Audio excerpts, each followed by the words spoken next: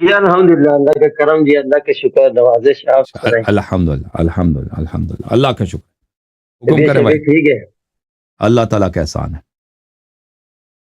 جناب حکم یہ ہے کہ کم از کم آپ نے ہمیں آج بات پوری کرنے دینی ہے، بسم ٹھیک اللہ۔ ہے؟ اور کیونکہ آپ جواب دے دیں پھر ہمیں اس پہ اعتراض ہوتا ہے، وہ پھر ہوتا ہی نہیں ہے، تو ہم، آپ کاٹ دیتے ہیں۔ ہم، سب سے پہلے آپ نے کہا کہ جی ہم مکہ مکرمہ جاتے ہیں اور حرم میں جاتے ہیں، ہم اپنی نماز پڑھتے ہیں، ٹھیک ہے؟ ہم، آپ اپنے فعل کو پیش کرتے ہیں حضرت علی اور مرتضیٰ پر کہ جب ہم نہیں پڑھتے تو وہ بھی نہیں پڑھتے ہوں گے، ایسی بات نہیں۔ نمبر ایک، آپ یہ بتائیں کہ مکہ مکرمہ والے اور مدینہ منورہ میں جو اس ٹائم موجودہ لوگ ہیں، علماء ہیں، وہ کافر ہیں یا مسلمان ہیں؟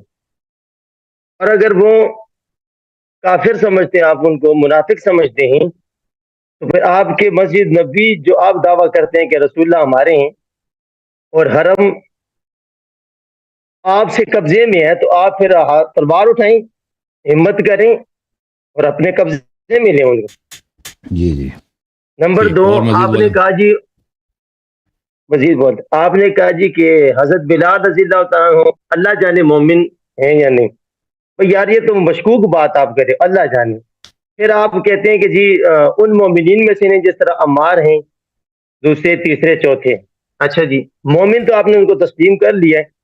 پھر آپ نے کہا جی کہ میں نے آپ پہ سوال کیا کہ حضرت بلال اذان دیا کرتے تھے، رسول اللہ صلی اللہ علیہ وسلم کے مؤذن، اور پھر حضرت ابوبکر صدیق کے دور میں بھی اذان دیا کرتے تھے، تو آپ نے کہا کہ نہیں دیتے تھے اذان۔ پہلے کہا نہیں، پھر کہتے ہیں ایک مرتبہ دی ہے۔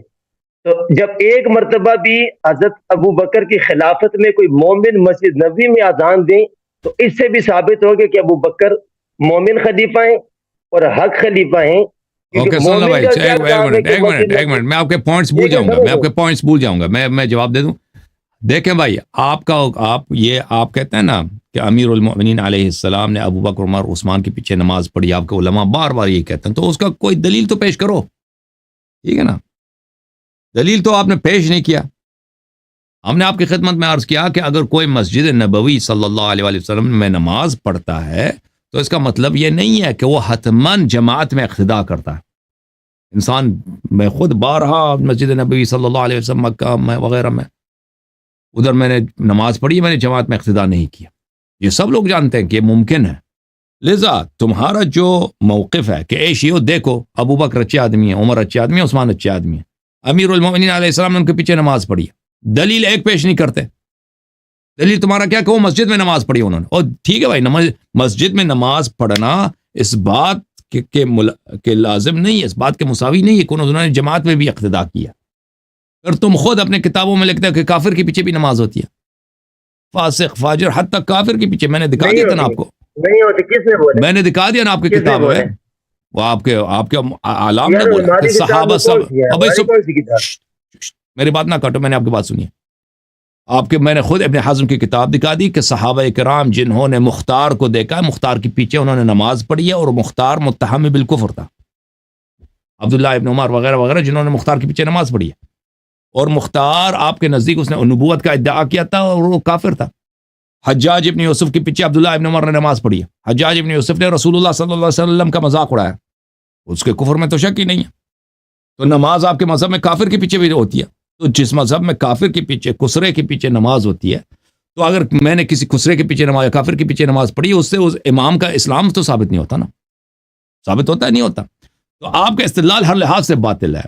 پھر آپ نے کیا کہا، پھر آپ کا دوسرا نقطہ کیا تھا، پھر اس کے بعد آپ نے امامت مسجد کے بعد کیا کہا، آپ نے بولا حرم، آپ نے بولے حرم، میں نے کیا سوال کیا کہ حرم کے لوگ منافق ہیں، کافر ہیں؟ ہاں حرم کے لوگ منافق یا آپ سے نہیں، حرم کے قبضے میں ہے۔ آپ عالم میں جا کے وہاں پہ لڑیں، نہیں ہم اس کو کافر نہیں سمجھتے، وہ مسلمان سمجھتے ہیں، ان کو مسلمان سمجھتے ہیں، لیکن ایسے مسلمان کہ صرف ظاہر میں مسلمان ہیں، ان پہ احکام اسلام جاری ہوتی ہے، ٹھیک ہے نا۔ اور ائمہ اطہار علیہ منافق ہو گیا نا الصلوۃ کیسے؟ والسلام نے ہمیں منع کیا ہے مسلمانوں کے ساتھ لڑنے کا، ان کا خون بہانے کا، ان کو قتل کرنے کا، یہ ہمیں منع کیا۔ آپ کہتے ہیں ان کے ساتھ کیوں نہیں لڑتے بھائی، یہ کوئی بات ہوئی؟ یہ کوئی بات ہے بھائی؟ تمہیں کس نے سکھایا یہ اور باتیں؟ حضرت بھائی ابوبکر، کافی حضرت کافی ہے ابوبکر کافی عمر، کافی کافی ہے تیرے عقل کے لیے، بھائی ہم نے یہاں پہ ٹیکٹ نہیں لیا کہ آپ جاہل ادھر آ جائے، تم سعودی عرب پہ کیوں حملہ نہیں کرتے؟ کوئی بات ہوئی بھائی؟ سعودی عرب پہ حملہ کریں بھائی یہی کافی ہے کہ آپ صوبہ سرحد کہنا. میں ہمیشہ کیا کہتا ہوں، صوبہ سرحد والے جتنے بھی ادھر آئے صوبہ سرحد والے جتنے بھی آئے ہیں بھائی، انہوں نے کس چیز کا ثبوت دیا ہے؟ اس بات کا ثبوت دیا ہے کہ آئی کیو کی پرابلم ہے. کس چیز کے؟ آئی کیو کی پرابلم ہے بھائی. وہ لوگ جو مذاق، پٹھان کا مذاق اڑاتے ہیں نا، میں نہیں اڑاتا پٹھانوں کا مذاق، لیکن بہت سارے لوگ اڑاتے ہیں، ان کے پاس پوائنٹ ہے بھائی. ٹھیک ہے نا، پوائنٹ ہے بھائی، ایسے مذاق نہیں اڑاتے. اتنے لطیفے بنے، پٹھان نے یہ کیا، پٹھان نے وہ کیا. تو تم لوگ ان کے لیے بھائی، تم لوگ واقعاً یہ ایسی باتیں کرتے ہو تم لوگ کہ یہ بھائی لطیفے بنتے ہیں آپ کے، کیوں نہیں بننے چاہیے آپ کے؟ ٹھیک ہے نا بھائی.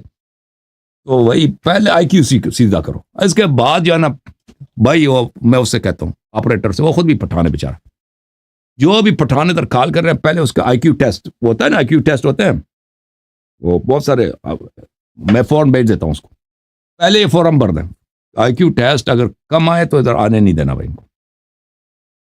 عقل ہی نہیں تو کس سے بات کریں بھائی؟ کہتے ہیں سعودی عرب پہ تم کیوں حملہ، خوچا مڑا سعودی عرب پہ کیوں حملہ نہیں کرتا؟